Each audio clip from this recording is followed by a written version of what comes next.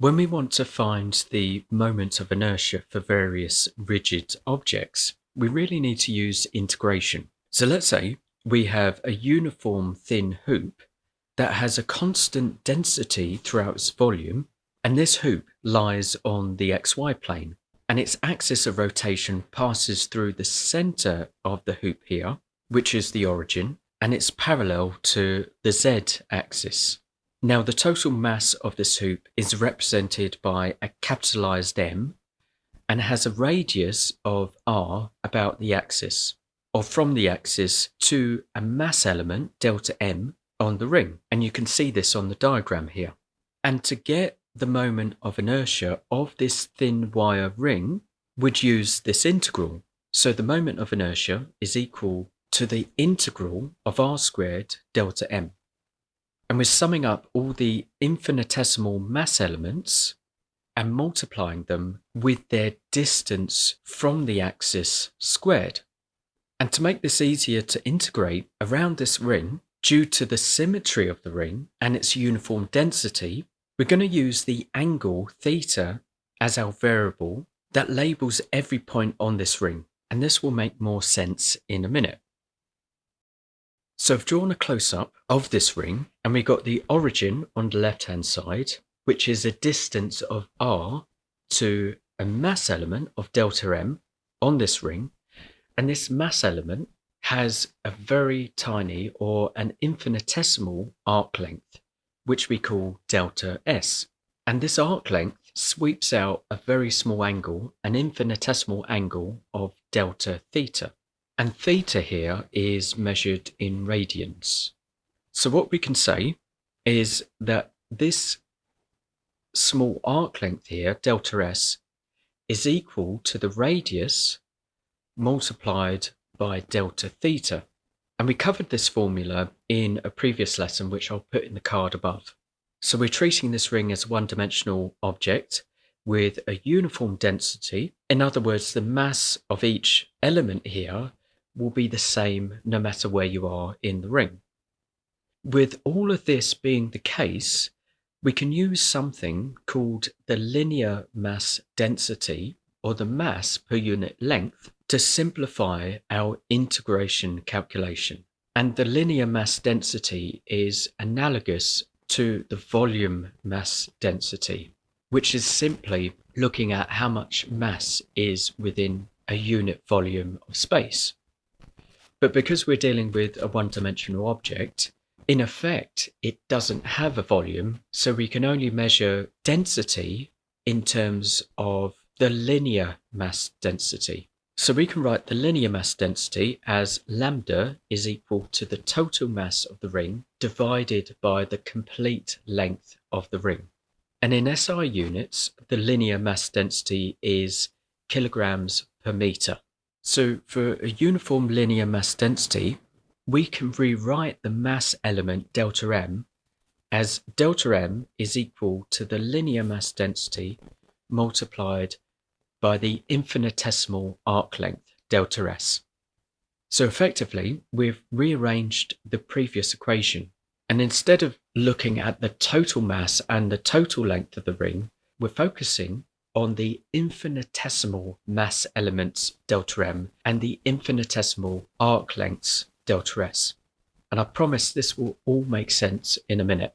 So we saw from before that the arc length delta S is equal to the radius multiplied by delta theta. And now we can insert this result into our new equation. So we get the infinitesimal mass element delta M is equal to the linear mass density, lambda, multiplied by the radius, multiplied by delta theta. So instead of summing up all the tiny masses in our integration equation, we are integrating by the infinitesimal change in angle as we move around this ring. So now our integration equation becomes the moment of inertia is equal to the definite integral between 0 radians to an upper limit of 2 pi radians, which is one full circle, multiplied by r squared, multiplied by the delta mass, which we've changed to the linear mass density multiplied by the radius multiplied by delta theta. And because the radius and the linear mass density are constant, they're not going to vary as the angle varies as we move around the circle here. We can move these outside, or we can factor them out of this integration. So now we're only integrating with respect to the angle here. So we end up with the linear mass density multiplied by the radius cubed multiplied by the difference of 2 pi minus the original angle, which is 0. So we get the moment of inertia is equal to 2 pi lambda multiplied by the radius cubed. Now what we want to do now is remove this linear mass density term, this lambda term here, and rewrite our moment of inertia in terms of the mass of the ring, the total mass of the ring, and the radius of the ring. Effectively, we're simplifying this equation. So the total mass of the ring, capital M, is equal to the linear mass density multiplied by the circumference of this ring, which is 2 pi times the radius. So if we rearrange this equation, making the linear mass density the subject, the linear mass density, lambda, is now equal to the total mass divided by the circumference of the ring. And now we can substitute this value back into our moment of inertia equation. So the moment of inertia now becomes 2 pi multiplied by the total mass of the ring divided by its circumference, 2 pi multiplied by r, multiplied by the radius cubed. We can cancel out the 2 pi and 1 power of the radius here, and this gives us a moment of inertia for this object of the total mass of this ring multiplied by the radius squared. So let's try another object now. How can we find the moment of inertia for a uniform rigid rod that has an axis of rotation in the very center of its mass? So I've drawn a diagram here, and we're looking at this rod from the top, and it lies in the XY plane, and coming out the screen through the center of the rod is the axis of rotation, which is also the Z axis. And if it was to rotate, it will rotate either clockwise or counterclockwise in the XY plane.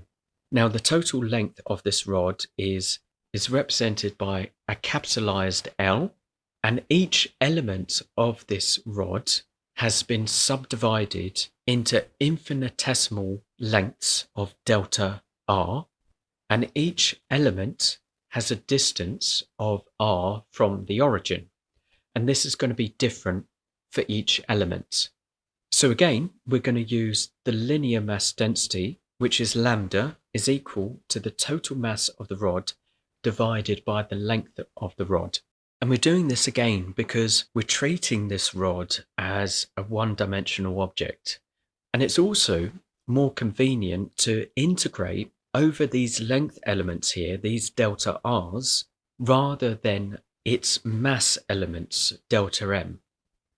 And again, we can say that delta m is going to be equal to the linear mass density multiplied by delta r. And we can substitute this result into our integral equation for the moment of inertia, which is the moment of inertia is equal to the integral of r squared delta m. So we've got the definite integral here between negative L divided by 2 and the upper limit of L divided by 2. And simply what this means is we're treating the origin or the center of this rod here as 0. And if we go in the negative direction along the x-axis to the end of the rod on the left-hand side, this is going to equal negative the total length of the rod divided by 2. And if we go on the opposite side, on the right-hand side of the rod, on the far end, this is a distance of L divided by 2. And we're simply integrating between these two extremes. So we've got r squared multiplied by the equivalent delta mass, which is the linear mass density, delta r, and the linear mass density is simply the total mass of this rod here divided by its total length. And then we've got the delta r term here. We can move the total mass and the total length outside of the integration because they're constant, they're not going to change. And then we simply integrate r squared with respect to delta r. So we can use the power rule, which means that the power here increases by 1 and we divide by that increased power. So we got r cubed divided by 3. And then we substitute the upper limit, L divided by 2, into this value of r minus negative L divided by 2 cubed, which is the lower limit. And we've factored out the 1 divided by 3 term here. When we cube our values here and simplify, we get 1/3 multiplied by the length cubed divided by 4, and 1/3 multiplied by a quarter is 1/12. So our moment of inertia is equal to the total length of this rod here cubed divided by 12. And we multiply the mass divided by the length, which is the term we factored out of our original integral. And again, when we simplify our total inertia here, our total moment of inertia is the total mass of this rod multiplied by the total length of this rod squared divided by 12. So we're going to finish now with finding the total moment of inertia of a uniform solid cylinder of mass m, length L, and radius r. And its rotational axis, or its axis of rotation, is in the center of mass of this cylinder here, and you can see this in the diagram, and it's parallel to the z-axis. Now this uniform solid cylinder has a constant volume mass density, which simply means that the density is the same everywhere within its volume. For this cylinder here, the total volume of this cylinder is the area of the flat surface on the top, which is a circle. So an area of a circle multiplied by the length of the cylinder, and that gives us the volume of the cylinder. So with problems like this, again, it's far easier to calculate the moments of inertia in terms of the volumes of elements, so the infinitesimal volumes, delta V, rather than their infinitesimal masses, delta M. So again, we're going to convert the delta mass into delta V. So for each mass element, delta M, this is equal to the density of the object multiplied by delta V. And if we integrate this cylinder by dividing it into many thin cylindrical shells with radius r, thickness delta r, and each shell is extending the full length of the cylinder, we get something that looks like this in this diagram. So this is one example of one of these shells here. And if we assume that this cylinder is made up of many of these shells here with very, very thin thicknesses, we can integrate all these shells here. So the volume of one of these shells, delta V, is equal to the circumference of this shell multiplied by its total length multiplied by the thickness of this shell. So 2 pi r multiplied by L delta r. So now our mass element, delta M, becomes the total density, becomes the density of this cylinder multiplied by 2 pi r, which is the circumference of a shell, multiplied by the total length of this shell, multiplied by the thickness of this shell, delta r. And finally, we can replace the delta M term in our original integral equation, r squared delta M, and then perform the integration. So we get the integral of r squared 2 pi r multiplied by the density multiplied by the length of the cylinder multiplied by the thickness of each of these tiny shells here. And we can factor out the density the total length of the shell and 2 pi, because these don't affect the integration, and we can integrate the r cubed using the power rule. So when we integrate r cubed, that becomes r to the power 4 divided by 4, and we're integrating it between a shell which is in the very center of this cylinder at point 0, all the way out to the very edge of this cylinder, which is the length of r, and that's our upper limit for the integration. And the very last thing that we need to do is simplify this so that we can represent our moment of inertia for this object with just the total mass of this object and its radius. So we already know, or we've already worked out, that the density of this cylinder is simply the total mass of the cylinder divided by pi r squared multiplied by the length of the cylinder. And then we can substitute this density equation into our previous equation and then simplify.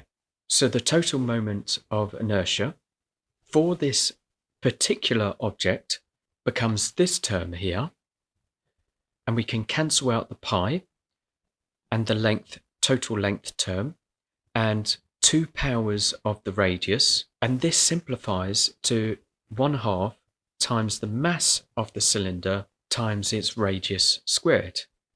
And this gives us the moment of inertia for this object. And it's also worth pointing out here that the length of this cylinder doesn't matter. It doesn't change the moment of inertia for this object.